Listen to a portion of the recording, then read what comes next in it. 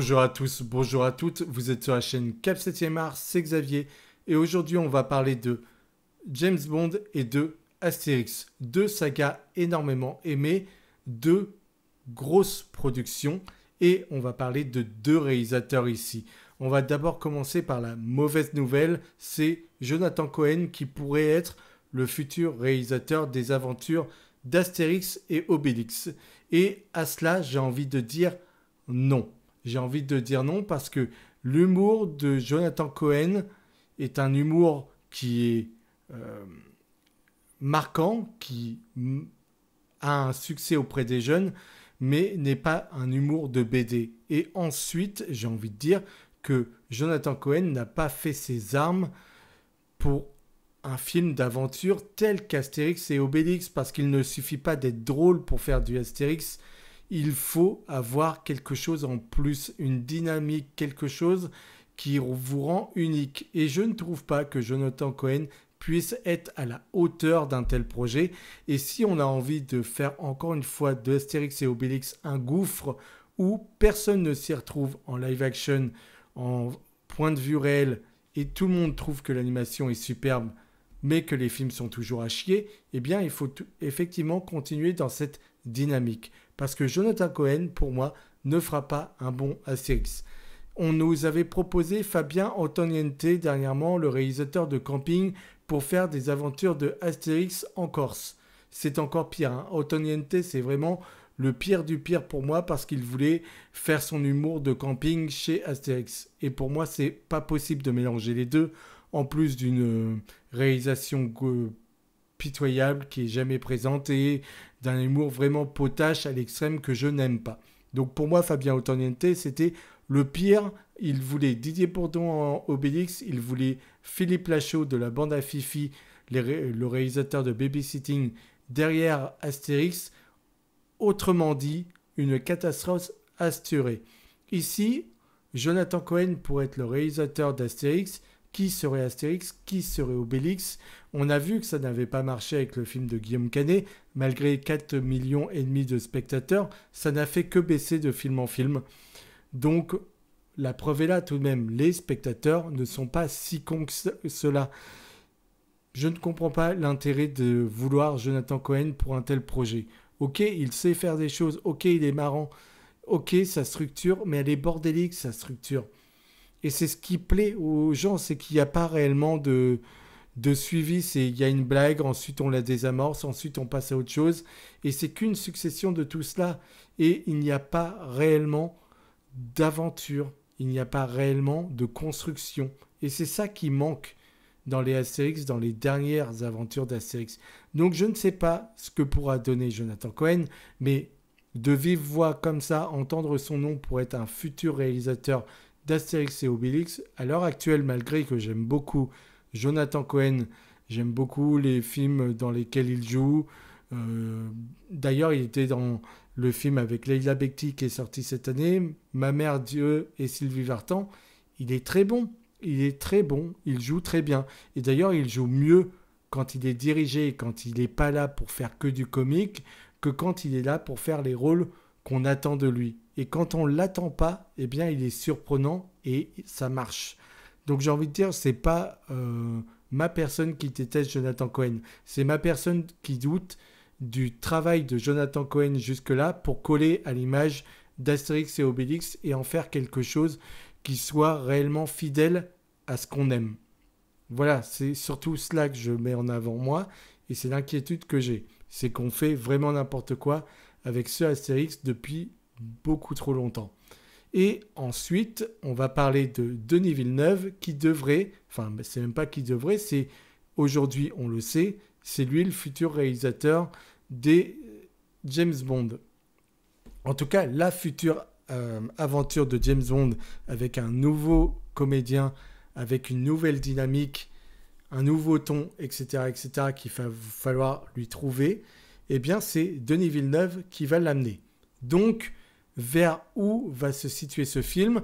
Il y avait plusieurs réalisateurs qui pouvaient devenir le futur réalisateur à faire une aventure James Bond. On a eu Édouard Berger qui a été proposé, qui a fait À l'Ouest, rien de nouveau, le film sur Netflix de guerre qui avait eu un prix aux Oscars, plusieurs prix même je crois, et le film Conclave sur les papes, etc. avec Ralph Fiennes qui a fait plutôt beaucoup de bruit en cette fin d'année 2024, il me semble.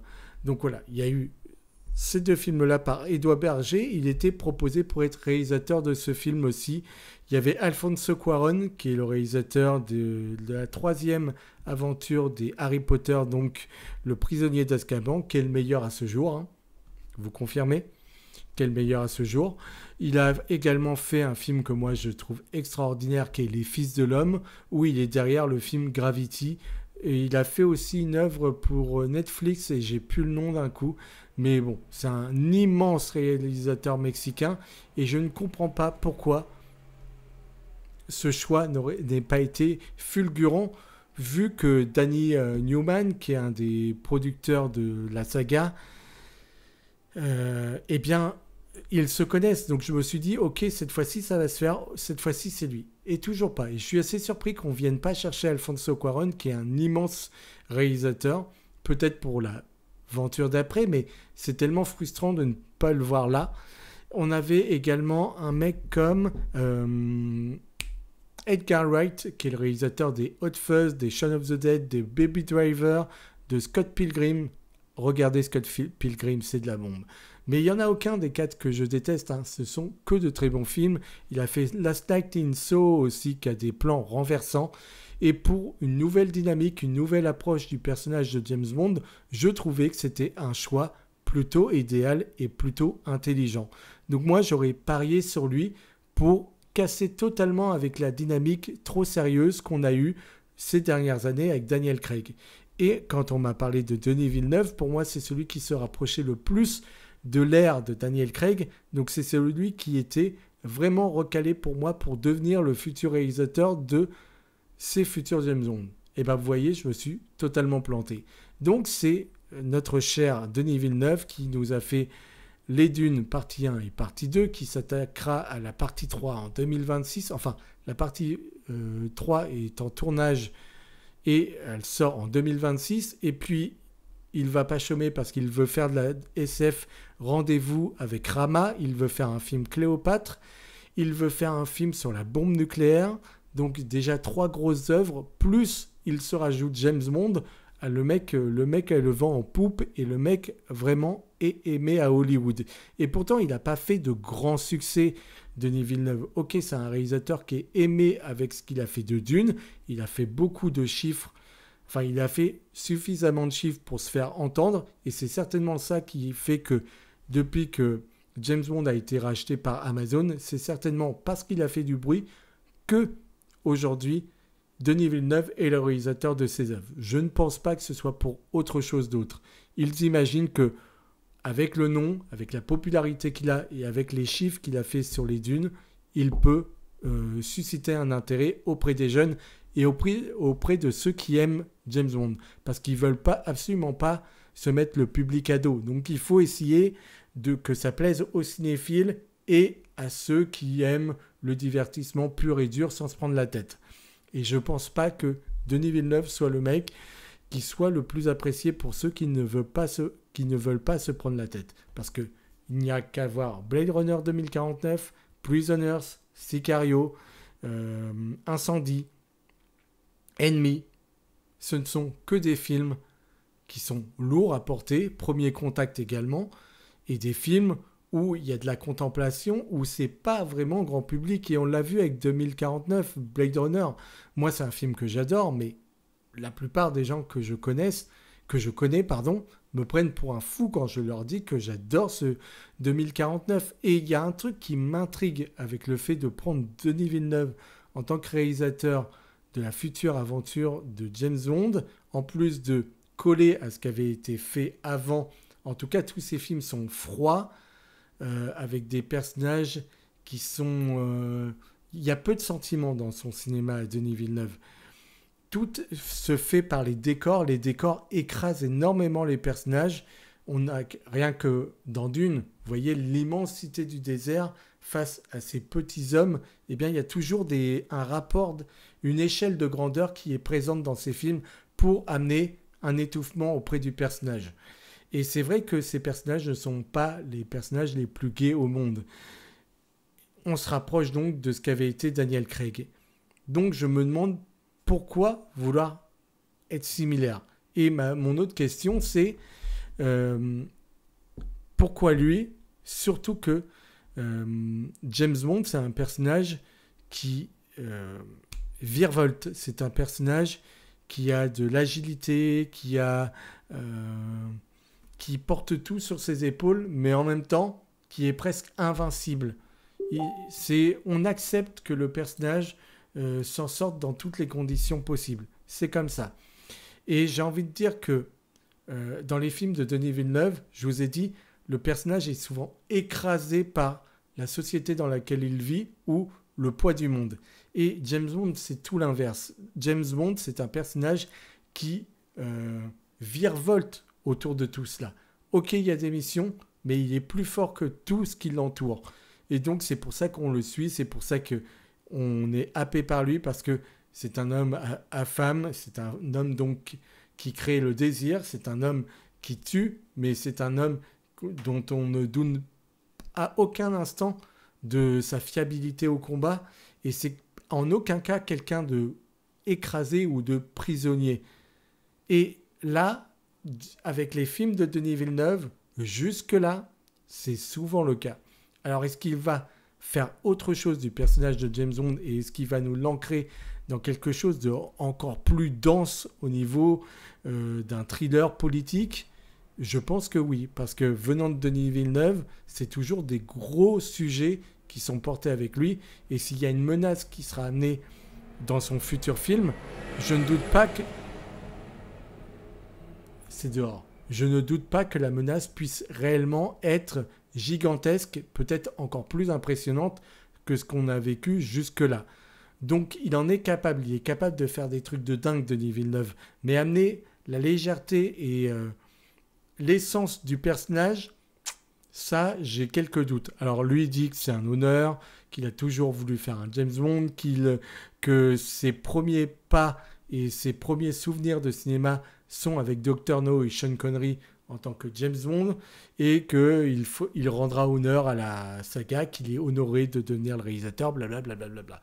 Bon, il a montré et il a dit tout son amour pour cette saga. Christopher Nolan aussi était... Putain, je me fais attaquer par les mouches, excusez-moi. Christopher Nolan aussi était souvent indiqué pour devenir un futur réalisateur de James Bond, mais il a déjà fait Tenet. Et pour moi, des réalisateurs qui ont déjà fait leurs œuvres, par exemple en espionnage, pourquoi leur proposer de faire James Bond? C'est bon, ils l'ont fait. Donc non, il faut de la fraîcheur. Pourquoi? Pour moi, Edgar Wright incarnait la réelle fraîcheur qu'il fallait pour ce James Bond. Et là, je me demande déjà qui va être le futur comédien. Le jour où on aura l'approche du futur comédien, on aura déjà un comédien, un réalisateur, et on pourra déjà se faire une idée du truc. Et ensuite, quand on aura évidemment un synopsis et puis une bande-annonce, bon bah là, ce sera concret. Mais c'est dans très longtemps, j'ai envie de vous dire, en 2027-2028, je pense qu'on pourra parler de James Bond, pas avant. Donc là, ce ne sont que des suppositions, mais pour moi, Denis Villeneuve, c'est celui qui collait le plus à ce qui a déjà été fait dans l'ère Daniel Craig, donc celui qui avait le moins de potentiel, et j'aurais aimé que la franchise reparte vers des choses plus délirantes, plus gadgets, plus loufoques, plus humoristiques, avec peut-être un Edgar Wright qui aurait dynamisé à coup sûr cette franchise. Donc amener Denis Villeneuve, c'est rester dans une ère très sérieuse, avec une envie de gros blockbusters, avec une envie d'amener des décors et des gros trucs, de mettre en avant vraiment une réalisation au poil, ce que Denis Villeneuve sait faire, mais peut-être avec une froideur qui est la sienne. Donc ça, il faut l'assumer. C'est comme ça. Et avec un réalisateur qui a prouvé que l'action n'était pas toujours ce qu'il savait le plus mettre en avant. Il se pète la gueule sur certains combats dans Dune. Quand c'est du corps à corps, c'est plutôt lambda. Quand c'est du gadget, c'est plutôt réussi. Donc, des courses de voiture avec Denis Villeneuve, je peux y croire. De la mitraillette, etc., je peux y croire parce que je pense à Sicario Et je pense à sa scène, notamment d'embouteillage, qui est extraordinaire. Il y a des choses qui marchent chez lui. Mais encore à corps, dans Dune, ça se cassait les dents. Donc je suis très curieux de voir ce que ça va donner. Et disons que Denis Villeneuve, réalisateur québécois, a su séduire Hollywood. Bravo à lui. Voilà, c'est tout ce que j'avais à vous dire. Je voulais vous parler de ces deux projets, mais j'aime profondément Astérix et Obélix, peut-être beaucoup plus d'ailleurs que notre cher James Bond. Il n'y a pas photo, je pense que c'est la patrie. Pour moi, on est tous ces Gaulois-là. Donc ils sont dans mon cœur. Et voir qu'on veut encore les gâcher pour en faire de la blague plutôt que d'en faire un truc sérieux, moi ça me désole un petit peu. Encore une fois, je n'ai rien contre Jonathan Cohen. Vous likez la vidéo, vous me faites part de vos retours, vous me dites ce que vous en pensez. Est-ce que Denis Villeneuve, pour vous, ça vous enchante? Est-ce que Jonathan Cohen, ça vous enchante? À qui pensiez-vous, par exemple, pour faire une future aventure d'Astérix et Obélix? Ne me nopez pas Alain Chabat, c'est trop facile. Parlez-moi de d'autres réalisateurs français que vous aimez. Et puis voilà, si vous êtes d'accord avec moi ou non, pas d'accord, on en parle, on en discute, il n'y a aucun souci.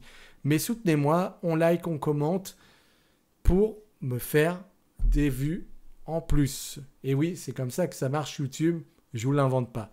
Merci à vous, vous avez tenu bon. On se retrouve très vite pour parler de cinéma, pour parler d'actualité, pour parler de séries. Tout ce qui tourne autour du cinéma, c'est notre dada. Et oui, expression bien ridicule. Merci de conclure là-dessus.